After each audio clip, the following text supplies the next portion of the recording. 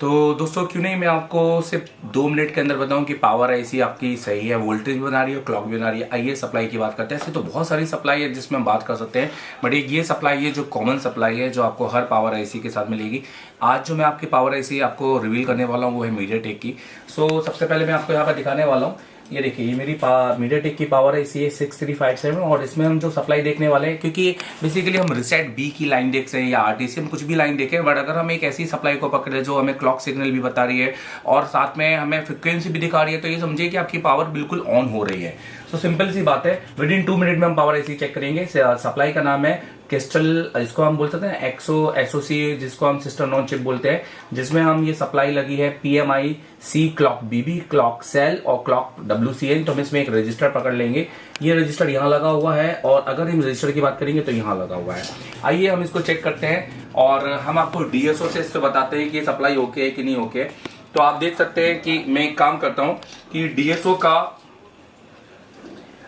का एक वायर में अपनी उस सप्लाई पे जंपर मार देता हूं और डीएसओ से हम फ्रीक्वेंसी चेक करेंगे कि हमारी उस सप्लाई पे काम हो रहा है कि नहीं हो रहा है, किसी प्रकार की फ्रीक्वेंसी बन रही है कि नहीं बन रही है। ठीक है, तो हम यहाँ पर जंपर मारेंगे, आप देख सकते हैं यहाँ पर, और यहाँ पे मेरा डीएसओ है। तो मैं आपको विद इन 2 मिनट, जैसे कि मैंने बोला कि मैं आपको बताऊंगा कि आपकी पावर बिल्कुल ओके है कि नहीं ओके है। देखिए यहाँ पर हमने जंपर मार लिया है। अब हमें कुछ नहीं करना है, हमने ऑलरेडी ग्राउंड दे के रखा हुआ है। अब हम क्या करेंगे, अब हम सिर्फ इसमें केबल लगाएंगे और अब हमें कोई मल्टीमीटर भी यूज नहीं करना है, हम डीएसओ के साथ यूज करेंगे। अब हमने केबल भी लगा ली है, नोटिस करो, अब हमने केबल भी लगा ली है। ठीक है, हमने केबल भी लगा ली है, हमने जंपर भी लगा लिया है। ये आपको मैं जंपर दिखाना चाहूँगा, ये देखिए, अब हमने जंपर भी लगा लिया है। ये देखिए, ये जंपर आप देख सकते हैं, ये हमने जंपर लगा लिया है। अब हम डीएसओ को ऑन करेंगे। तो हमने चैनल 1 पे ऑन किया है, तो देखिए इस तरह की कुछ फ्रिक्वेंसी बनी है। तो हम इसको ऑटो कैलिब्रेट करते हैं और नोटिस करते हैं कि हमारा जो क्लॉक सिग्नल है वो बन रहा है कि नहीं बन रहा है। तो आप नोटिस कीजिए, यहाँ पर 26 मेगाहर्ट्ज की फ्रिक्वेंसी आपको बिल्कुल दिखाई दे रही है और जो आपके पल्स दिखाई दे रहे हैं, तो मैं इसको रोकना चाहूँगा और ताकि आपको यहाँ पर एक्सप्लेन कर सकूँ। ये देखिए, मैंने ऑटो का बटन दबाया, मुझे स्टॉप का बटन दबाना चाहिए। सो बेसिकली अब मैंने स्टॉप का बटन दबाया। अब नोटिस कीजिए, तो यहाँ पर 26 मेगाहर्ट्ज की जो फ्रिक्वेंसी बन रही है, ये मैं आपको यहाँ से भी दिखाना चाहूँगा।